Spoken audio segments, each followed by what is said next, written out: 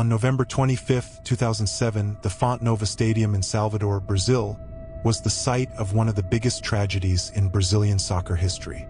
The stadium was packed. More than 60,000 people were cheering, rooting, and shouting until everything went silent. With 35 minutes left in the second half, the ground shook. In an instant, part of the upper stands collapsed, sending dozens of fans plummeting into the void. The concrete gave way and despair took over. 7 lives were lost that day. Soon after the tragedy at Fonte Nova, various accounts began circulating among stadium employees. Small, inexplicable occurrences, whispers in the early hours, and shadows moving where they shouldn't. But none of these stories were as terrifying as the one that anonymously reached a local radio station years later. It was a letter written by a former employee of the old Fonte Nova, a caretaker who, on that fateful night, should have gone home as usual. But he stayed late, finalizing preparations for an event the next day. What happened to him that night changed his life forever. The announcer's voice trembled as he read the letter on the air. It was a personal account, full of terrifying details. He didn't want to believe it, but something in those words seemed too real to be just a made-up story. The caretaker never revealed his identity, but he swore that after that night he was never the same. And now you're going to hear his story in its entirety.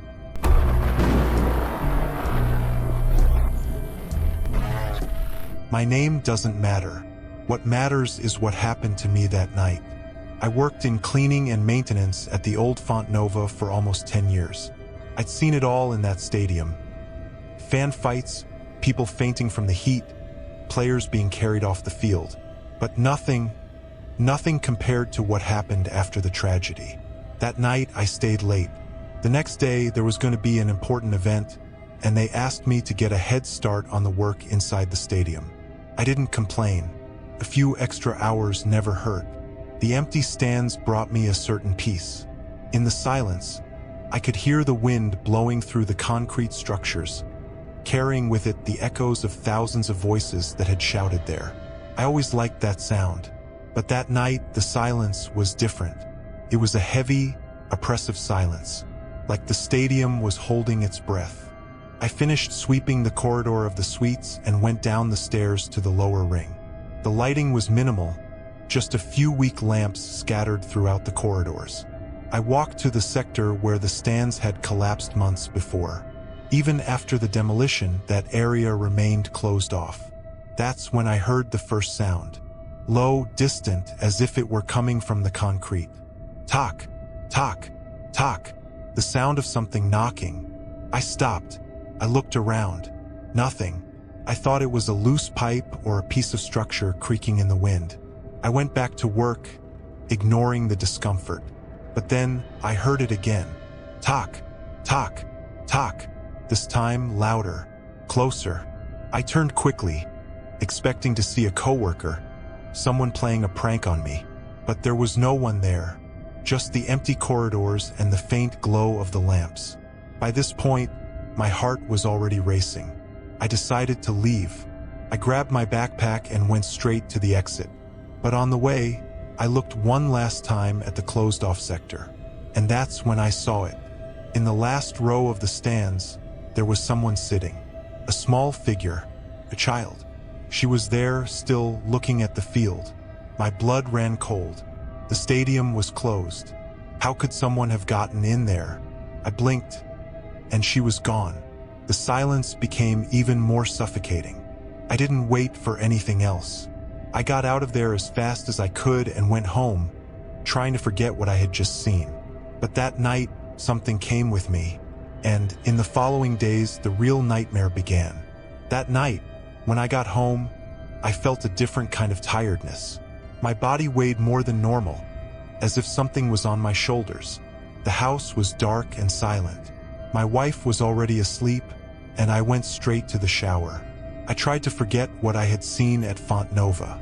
I convinced myself it was all in my head. The stadium was old, full of shadows and strange noises. But when I lay down and closed my eyes, the nightmare began. I was back in the stadium, But it wasn't the new Fonte Nova. It was the old one before the tragedy. The concrete of the stands was cracked. The air was heavy, suffocating. I heard screams in the distance, but I couldn't understand the words. I tried to run, but my body wouldn't move. Something was pulling me down. That's when I felt it. The pressure. It was as if tons of stone were on my body. My chest was sinking. My bones were aching. I wanted to scream, but my voice wouldn't come out. I was being buried. The pain was real. Darkness took over. The last thing I saw was a small figure, a silhouette, the same child from the stands. I woke up with a scream.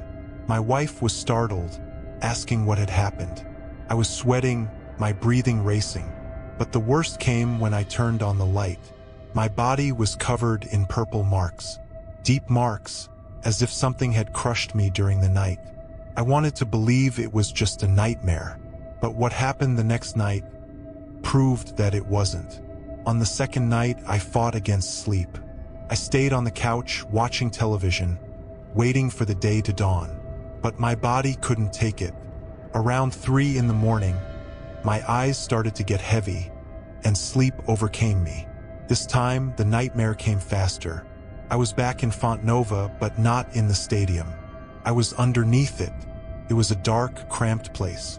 I smelled damp earth and broken concrete. The weight on my chest returned, and the despair grew. I tried to move, but my body didn't respond. That's when I heard the voice, low, suffocated, as if someone was trying to speak from under the rubble. Get me out of here. I woke up with a jolt, my heart pounding. But this time, it wasn't just a dream, because the whisper was still there. My house was plunged into the silence of the early morning. But I heard it. Footsteps in the hallway, slow, dragging. Someone was inside my house. My body froze. My first instinct was to call my wife, but when I looked to the side, she was sleeping soundly. The footsteps continued, closer. Then the bedroom door began to open. Very slowly, the wood creaked. The space between the door and the frame widened millimeter by millimeter. That's when I saw it. Muddy footprints. They came from the hallway and stopped right at the entrance to the room. I wanted to get up, run, do anything, but my body didn't respond. Then everything stopped. The door stayed open for a few seconds and then closed on its own. The silence returned. The only thing I could hear was my own heart pounding in my chest. I wanted to believe I was imagining everything. But in the morning, when I got up, I found something that made me lose my breath. On the floor of the hallway where the footprints ended, there was a piece of old concrete, and on it a mark of dried blood. I knew at that moment that I wasn't alone, and that if I didn't do something, it wouldn't go away. After that night, I knew I couldn't ignore what was happening anymore. This wasn't just a nightmare. Something had left the stadium with me.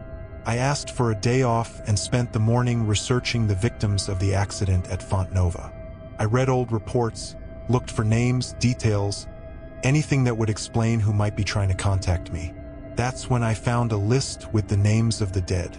7 people, 7 stories, and among them, there was a child, Sarah dos Santos. She was in the stands with her father when the concrete gave way. The man survived. She didn't. My heart sank. It was her, the girl I saw in the stands, the figure in my nightmares. She was still there, and somehow followed me home. Deep down, I knew what I needed to do, but I didn't want to accept it. I didn't even want to think about that possibility. But that night, she forced me to understand.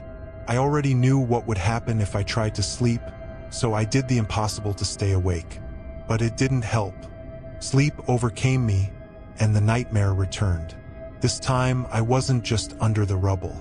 I was seeing everything from her point of view. I felt the impact of the fall. The air was ripped from my lungs. The weight of the stones crushed my chest. The pain was real. And then, I heard her father's scream. A scream of despair, of someone trying to pull her, trying to hold her, but unable to save her. She didn't die in the fall. She died alone, trapped under the rubble, unable to breathe. I woke up with a shock, feeling my own chest sink. But something was wrong, because the dream wasn't over yet. My house was dark, but I wasn't alone. In the corner of the room, standing completely still, was her. Small, silent. Her dress was dirty with dust and dried blood. Her face, pale, her eyes sunken, dark. She didn't move, but I felt her pain. My vision darkened. My body became heavy. The pressure returned to my chest. I was being buried again. And then I heard her voice. "Will you get me out of here?" It was at that moment that I realized. She didn't want to hurt me. She just wanted to rest. And I was the only one who could help her. But for that, I would have to go to where she was buried. The next morning, I made the decision. I needed to go to where Milena was buried. I researched the location and found the cemetery. It was remote, old, one of those places where time seems to stand still. I took a taxi and arrived shortly before sunset. The idea was to go, pray for her, leave a candle lit, and leave before it got dark. But something kept me there. The cemetery was cold, damp, shrouded in a silence that seemed to weigh on the air. The wind blew lightly, but there was no sound of leaves moving. I walked through the graves, reading the names. My steps echoed heavily on the dirt floor. Then I found her tombstone, Sarah dos Santos, born in 1997 and buried in 2007. I knelt down, feeling a lump in my throat. I never met her, but she chose me to help her. I placed a candle on the tomb and lit it. The flame flickered in the wind. It was at that moment that I realized I was alone there. The gravedigger had already left. The cemetery was closed, and night had fallen. I tried to stay calm. I looked around, looking for a way out, but everything seemed darker than it should. That's when I heard it. Footsteps on the ground. Slow, dragging. I turned quickly, my heart racing. Nothing. But then, the smell changed. A strong smell of old dust and something metallic, like dried blood. The candle I lit began to flicker. The flame trembled as if an invisible current of air enveloped it. And then it went out. The silence became even deeper. The temperature dropped. And then came the voice. "Will you get me out of here?" It was Milena, but she wasn't there. She was everywhere. My breathing became short. I tried to light the candle again, but my fingers were trembling. It was at that moment that I felt it. Something touched my shoulder. Cold, light, small. I turned slowly, and I saw Milena was there, standing next to the tomb. But something was different. She no longer looked like a ghost. She wasn't the silent shadow of Fonte Nova. She was a girl, as if she were alive. Her eyes weren't empty. They were asking for help. And at that moment, I knew what to do. I took a handful of earth and closed my eyes. I prayed. I prayed for her soul, for her rest. I asked that she find the light, that she not be trapped here anymore. With each word, the wind grew stronger. The air swirled around me, as if something was changing. And then, she smiled. Milena looked at me one last time, with gratitude in her eyes, and disappeared. The wind ceased. The smell disappeared. The candle relit on its own. I knew at that moment that she had finally rested, and that I was free. I never had nightmares again. I never saw shadows in the stands again. But sometimes, when I pass near the arena Fonte Nova at night, I think I can still hear a whisper in the distance. A thank you carried by the wind. Or maybe it's just my imagination. This was the caretaker's account, sent anonymously to a local radio station years after the Fonte Nova tragedy. An ordinary man who stayed too late in the wrong place, and took with him something that should never have left there. But this wasn't the only story forgotten in the dark corridors of Brazilian soccer. Because, while some ghosts find rest, others continue to wander, waiting for another unfinished match. And now, let's go to the Pacaembu Stadium, where a mystery still haunts its empty stands. If you haven't subscribed to the channel yet, do so now and turn on notifications. That way, you don't miss any of the dark stories we bring here. Get ready, because the next game has already started. The first time the security guard heard the ball bouncing on the grass, he thought he was imagining things. The clock read 3:17 a.m. The stadium was empty, plunged into darkness, except for a few pale light posts that barely illuminated the stands. He looked out at the field. Nothing, but the sound echoed again. A ball being kicked, the dry noise of cleats scraping the grass. A chill ran down his spine. There was no one there. With his heart racing, he followed the source of the sound. His footsteps were muffled by the wind that cut through the corridors of the old stadium. When he reached the field, he saw something that made his breath catch. A soccer ball sitting right in the middle of the field. But what paralyzed him was the detail around it. Footprints, cleat marks imprinted on the damp grass. And they ended there, as if the player had vanished into thin air. His colleagues said that Pacaembu held secrets, but until that night, he had never believed it. Now, trapped in that empty stadium, he felt that he wasn't alone. And then the ball rolled on its own. Pacaembu has always been more than just a stadium. At night, when the shouts of the fans faded away and the floodlights went out, only silence remained, a heavy, almost oppressive silence. The empty stands seemed to watch anyone who dared to walk through its corridors. For the night staff working there was a test of nerves. Marcos, a security guard for 7 years, never paid attention to the rumors. Haunted stories are for scaring rookies, he thought. His shift started at midnight and ended at dawn. He patrolled the stands, the locker rooms, and the underground tunnels, ensuring that no intruders entered. But over time, he began to notice something strange. In Pacaembu, the feeling of loneliness was never complete. The wind seemed to have a life of its own, whispering through the corridors like distant voices.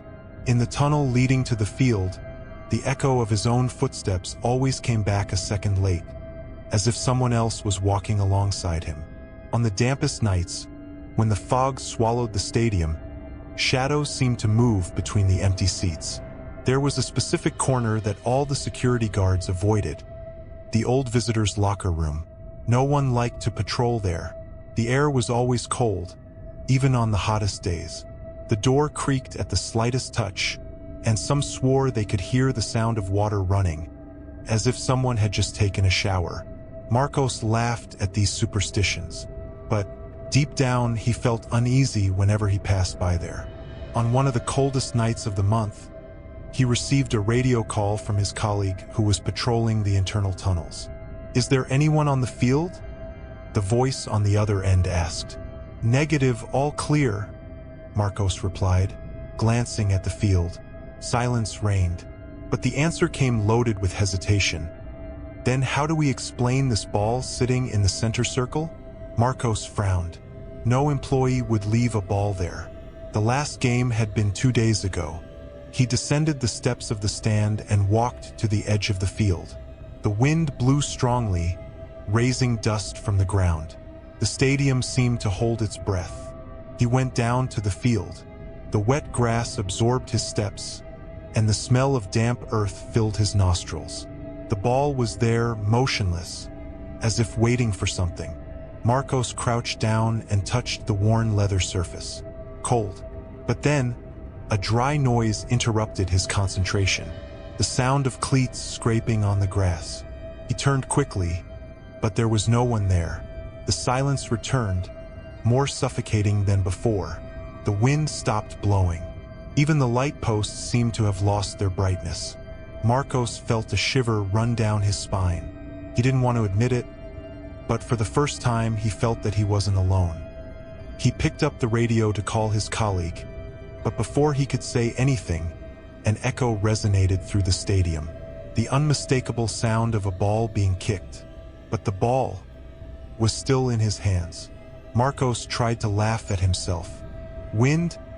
Echo? It's all in my head. he muttered, trying to ignore the chill on the back of his neck.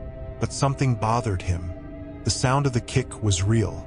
He felt the vibration in the air, as if someone had actually hit a ball into the void. He looked around once more, but the field remained deserted. The radio crackled in his pocket, making him jump slightly. His fellow guard, Renato, seemed hesitant on the other end. "Did you hear that?" The voice came low, almost like a whisper. Marcos hesitated before answering. "Hear what exactly?" The silence lasted a little longer than necessary. "Forget it. Must have been the wind," Renato replied, abruptly hanging up. The wind. Always the wind. But what Marcos didn't know was that same night, Renato had seen something. On the security cameras, something he didn't have the courage to describe.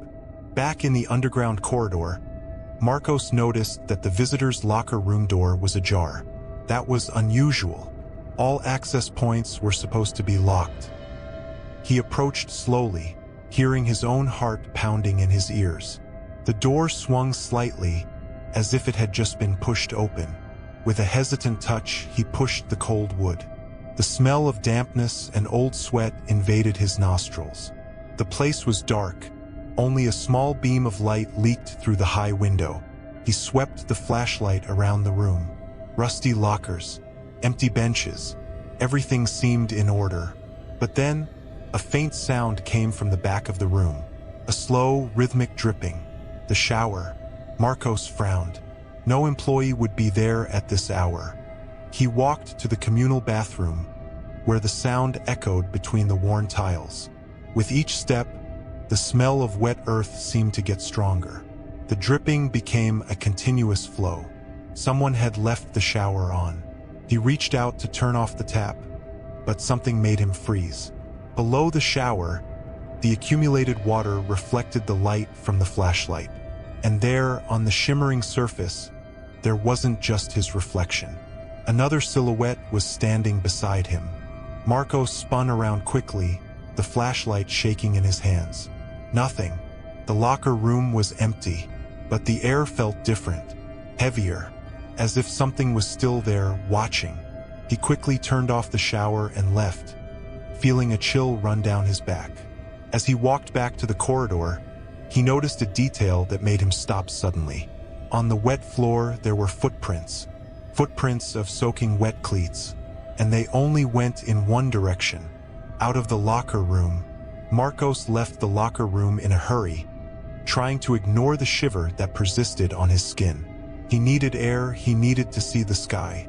He walked to the tunnel leading to the field, where the night wind blew cold. Pacaembu looked like a sleeping colossus, its imposing structure swallowed by the darkness. The empty stands cast long shadows under the dim lighting of the external posts. Marcos knew it was an effect of light and perspective, but he swore that some of those shadows were moving on their own. He shook his head. Tiredness. It's just tiredness, he muttered to himself as he climbed the steps. At the top of the stand, he stopped to observe the field. He felt ridiculous for being so nervous.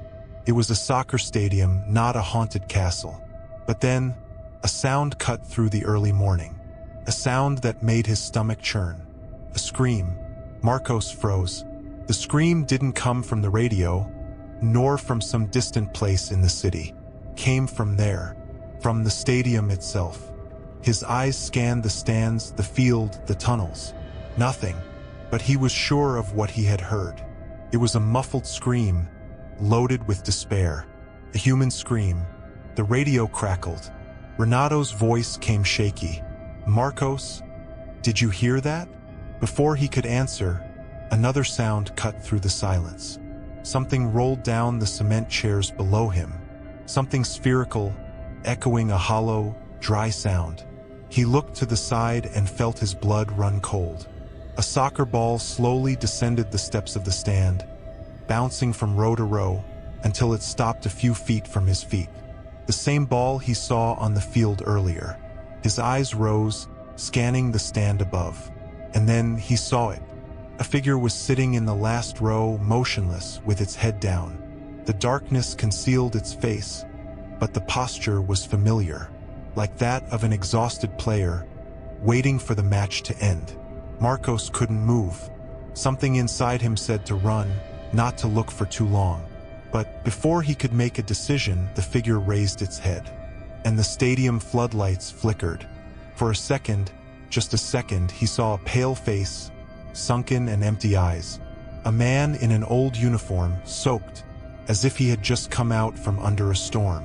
Then, everything went dark. Marcos's radio burst into a deafening crackle, forcing him to cover his ears. When the floodlights came back on, the stand was empty. The ball was still there at his feet, but the wet footprints were now beside him. Marcos descended the stands, almost tripping over his own feet. His heart hammered against his ribs. Cold sweat ran down the back of his neck. The radio continued to crackle, a piercing noise that mixed with the echo of his own footsteps on the concrete.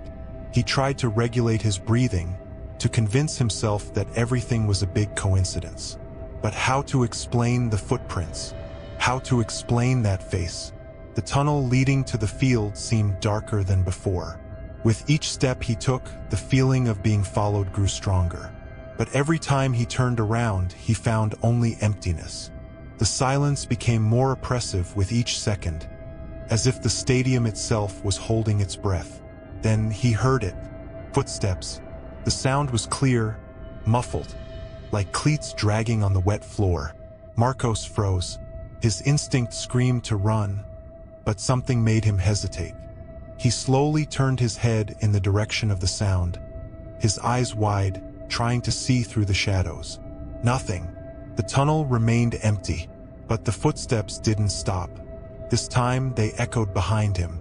He spun around quickly, the flashlight shaking in his hands.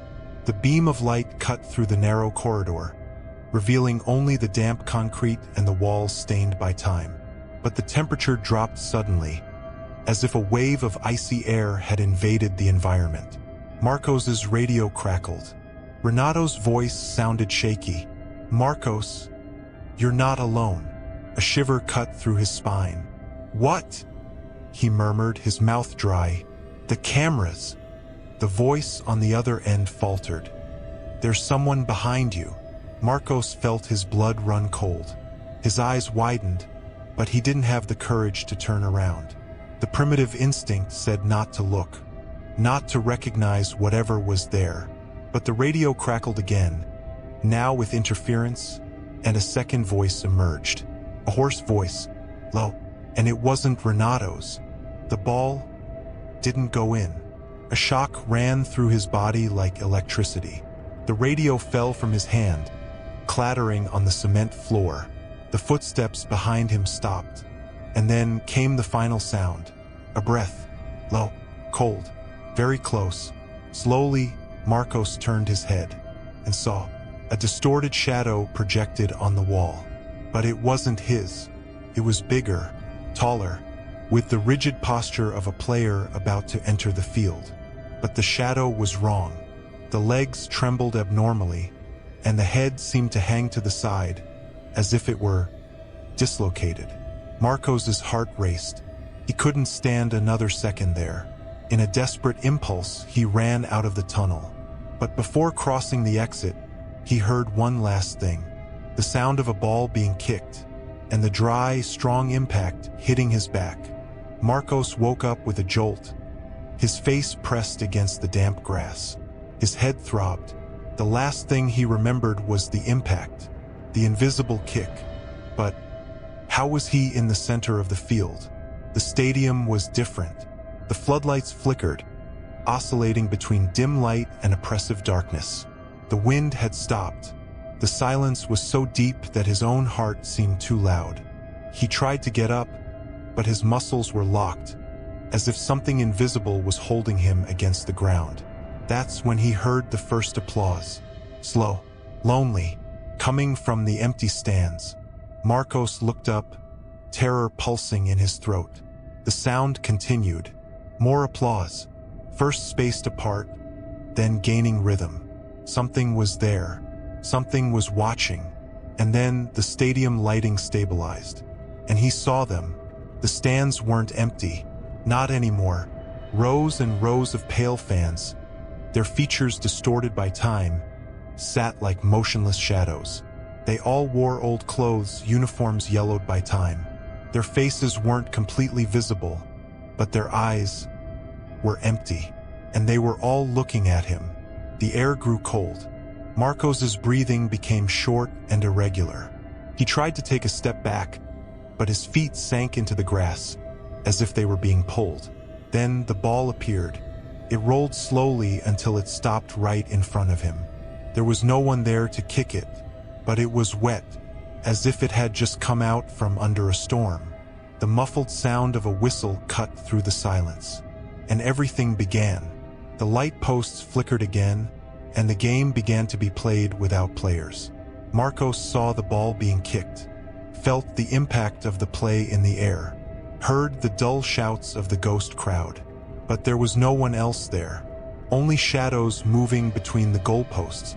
He looked around, desperate, trying to find a way out, but his body didn't respond. He couldn't move. And then, a figure appeared in the center circle, the same one he saw in the stand. The soaking wet player, the old and dirty uniform, the sunken and lifeless eyes. The man looked directly at Marcos. His lips moved slowly, without sound. But Marcos understood. The ball didn't go in. And before he could react, the shadow took a step forward and ran towards him. Marcos tried to run, but his body didn't obey. It was as if he was glued to the ground, as if the grass itself was holding him. He saw the spectral player advancing, his empty eyes fixed on him, his mouth moving in a mute whisper. The sound of the phantom game continued around. The whistle echoed. The stands vibrated with non-existent shouts. But Marcos couldn't get out of there. He was the center of the game. The shadow stopped a few feet from him. His uniform dripped. The distorted face exhaled something cold. And then, in a single movement, the player kicked. The ball? No, Marcos. The pain was instantaneous. His body was launched through the air, spinning as if he was being thrown by an invisible force. He felt the impact against the ground, a dry and suffocating thud. The world around him distorted into shadows and flashes of light. And then, absolute silence. He opened his eyes. The stadium was empty again. No cheering, no game, just the old Pacaembu, bathed in the early morning light. The radio beside him was silent. The wind started to blow again, weak, as if nothing had happened. His body trembled. Every muscle screamed in pain. But he was alive. He was still there. With effort, he stood up and stumbled towards the tunnel exit. His heart was still racing, but the fear was replaced by a strange sense of emptiness. He walked out into the stadium's outer area. The digital clock on the ticket booth blinked. 3:17 a.m., the same time it all started. Renato appeared running, his eyes wide. "Dude, for the love of God, what happened? You disappeared from the cameras. I called you on the radio and nothing. You were off the air for exactly 17 minutes. Marcos tried to answer, but his throat was dry. He looked back at the tunnel. The silence was still there. Nothing seemed different, except for one detail. In the center of the field where he had been, a ball was still there, and next to it, a pair of footprints. Footprints of cleats that didn't belong to anyone alive. After the events of that night, Marcos never returned to Pacaembu. He resigned and avoided talking about what happened. But something inside him knew that what he witnessed was not a figment of his imagination. The stadium administration tried to find explanations. They searched the records and discovered old stories, forgotten over time. During the construction of Pacaembu in 1938, a worker named Otavio Ferreira died in a tragic accident. He was buried when part of the structure collapsed, and his body was never removed from the stadium's foundations. But what caught Marcos's attention was another detail. Otavio wasn't just any worker. His dream was to be a soccer player. He worked on the construction site during the day and, at night, stayed on the dirt field on the outskirts, kicking imaginary balls and narrating his own goals. His greatest wish was to one day step onto the Pacaembu field not as a bricklayer, but as an athlete. Maybe that's why it all made sense. The presence, the voice on the radio whispering, "The ball didn't go in." The invisible game, the spirit that seemed to wander the stadium, repeating a play lost in time. Otavio's dream never came true, but his soul never left the stadium. They tried everything. Faith healers were called. Priests performed blessings. Some security guards refused to patrol certain areas of the stadium during the early morning hours. But nothing stopped the reports. Even today, on the coldest and quietest nights, the oldest guards say they hear distant sounds of cleats on the field. And at 3:17 a.m., some security cameras capture something strange. A soccer ball stopped in the center of the field, and next to it, footprints. Footprints that always lead to the goal, but never cross the line. And so ends the story about the mystery of the Pacaembu Stadium. A phantom game, a player who never left, and a ball that always stops before the goal line. What really happens on those silent early mornings? Is it just a legend, an illusion of the guards' tired eyes? Or is it that, somehow, the game is still going on? Soccer is made of stories. Some are celebrated, retold with each new generation. Others, however, should never be remembered. But now you know this story. And if one day, when passing by an empty stadium in the early morning, you hear the sound of a ball being kicked, don't look back. If you like this video, subscribe to the channel and turn on notifications so you don't miss the next supernatural soccer stories. There are many stories still hidden on Brazilian fields, and we will reveal them all. Until the next video, if you dare,